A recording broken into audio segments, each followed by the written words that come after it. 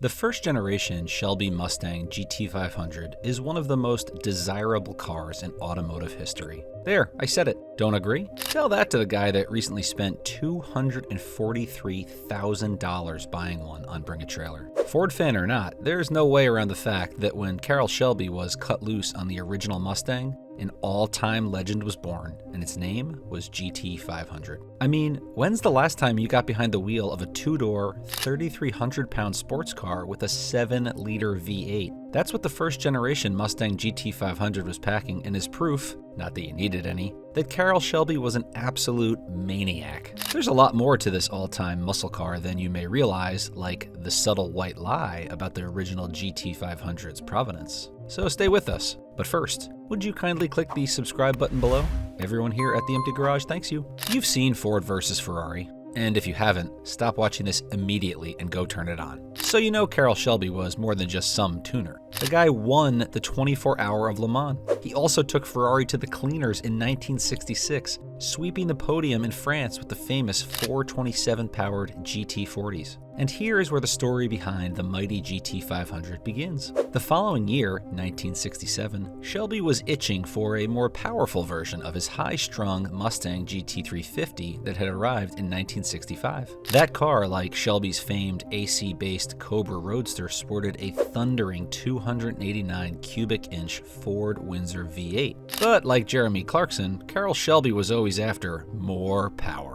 And here, friends, is where the GT500 turned the steering wheel away from cold hard facts and into a bit of fudging, a bit of fibbing, and a bit of that unique brand of boasting that made Carroll Shelby and the Ford Mustang world famous. Now about that little white lie. According to Car and Driver, that original 1967 GT500 was sold as having a, quote, Cobra Le Mans power plant. I mean, 428 cubic inches is pretty close to 427 cubic inches, right? Yes and no. The Ford GT40s that dominated Le Mans were packing V8s of the 427 cubic inch variety. These were true racing engines designed to withstand 500 miles of hard running at Daytona or 24 hours of abuse in France. Crucially, these spectacular 427s had a bore and stroke of 4.23 by 3.78 inches. And although Ford's Police Interceptor 428 V8 had the same external dimensions as this 427, it was built on the same block as the 390 V8 found in Garden Variety 1967 Mustangs. Along with a bore and stroke of 4.13 by 3.98 inches, these 428s were a lot less expensive than the period 427, as in $1,000 cheaper, which is a bit more than $9,000 today. Not to mention, the 428 was far more passenger car friendly than a fussy racing engine. Why am I getting so deep in the weeds on this minute detail of the original Mustang GT500? Because it's a fascinating bit of automotive history. It seems to fit perfectly with the personality that Carroll Shelby was known for. Also because it's just awesome and something probably you couldn't get away with today. And let us not forget, we're still talking about a 1967 Ford Mustang with a 7-liter motor mounted in its engine bay, which was as crazy then as it is today. And this 428 cubic inch beast wasn't exactly moping around. It was breathing through dual 600 CFM Holley carbs with a cast aluminum intake manifold. Power was officially rated at 355 horsepower and 420 pound-feet of torque. A 3-speed automatic or a 4-speed manual sent all that power out back to roast the 15-inch rubber at a moment's notice. This range-topping Mustang could run the 0 to 60 sprint in 6.5 seconds, which was pretty quick for the time, but not as fast as the ultra-rare, one-off 1967 Shelby Mustang GT500 Super Snake. A nameplate now applied with some regularity to modern GT500s. 1967 was the first year this nameplate arrived, and boy was it short-lived, as in only one was ever made. Goodyear needed a demonstration car for their latest tire technology, and Carroll Shelby finally got his wish to stuff a real-deal 427 V8 from the GT40 program into a Mustang. He called it the Super Snake, an appropriate name for a Mustang with 650 horsepower. He also hit 170 miles per hour in the car, personally, as a testament to what he and the Mustang were capable of. Only one was ever built due to a lack of interest given the price point. That price point, by the way, was a heady $2.2 million per its hammer price at Mecum in 2019. But even in regular GT500 trim, this 1967 Mustang was incredible. It featured front disc brakes, adjustable Gabriel dampers, front springs stiffened up to 365 pounds per inch, an upgraded anti-roll bar, and a front-end geometry designed by the same guy, whose name I can't properly pronounce, that worked on the GT40 race car. It even featured innovative hopper stoppers in the rear leaf springs to prevent axle hop under hard acceleration. Of course, this being a Shelby, the outside of the original Mustang GT500 was also heavily revised. Period reports point to a yard at Shelby's shop in Southern California being littered with stock Mustang body panels. That's because he replaced the front end, the hood, the deck lid, and more with custom fiberglass units. A big functional air scoop sat atop a pronounced front nose that arched forward to create a deep headlight cowling. It was in here that the signature look of centering the high beams in the grille was executed so perfectly. Cooling ducts and air scoops galore dotted the rest of the car, but all of them had functional purpose and of course gave the GT500 that signature Shelby style. Compared to modern high-performance special edition cars, the cabin on the 1967 Shelby GT500 didn't see a heavy overhaul, but it did get a roll bar, as in a fully integrated, welded-into-place roll bar, which is a pretty outrageous feature that had never been seen before. And has it been seen since? True, the speedometer was upgraded to a 140-mile-an-hour unit,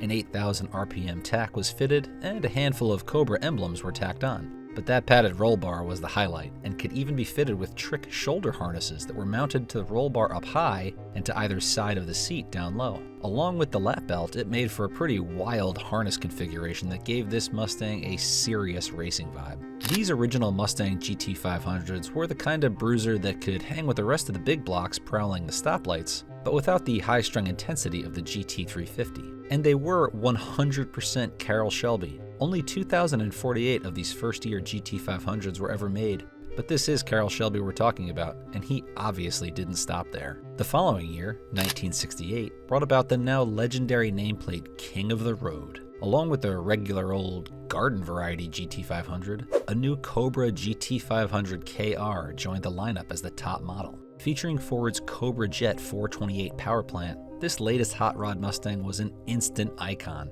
Breathing through a ram air system with high-flow heads identified by the 4 manifold bolts per exhaust port, these King of the Road models also featured a single 735 CFM Holley 4-barrel carb, an upgraded crankshaft and camshaft, reworked connecting rods, and revised cylinder heads. In other words, Ford and Shelby went wild. But they famously issued an official output figure of 335 horsepower, which of course was quite a bit less than the standard GT500. Intended as a way to keep insurance premiums down for owners, these KRs were thought to be making something closer to 400 horsepower. By 1969, Carroll Shelby and Ford were having what could politely be called creative differences, and the GT500 suffered as a result. With Ford taking the reins, a new design arrived with a notably longer nose and a variety of ventilation in the hood. Simultaneously, sales slowed down, and that summer, Carroll terminated his agreement with Ford. Considering the first-generation GT500s now trade hands for hundreds of thousands of dollars, it's hard to imagine a time when nobody wanted them. But such was the case in 1969. And in the interest of trying to move a few more units, there were technically a few hundred 1970 Mustang GT500s produced. They were in fact unsold 1969 models with revised VIN tags,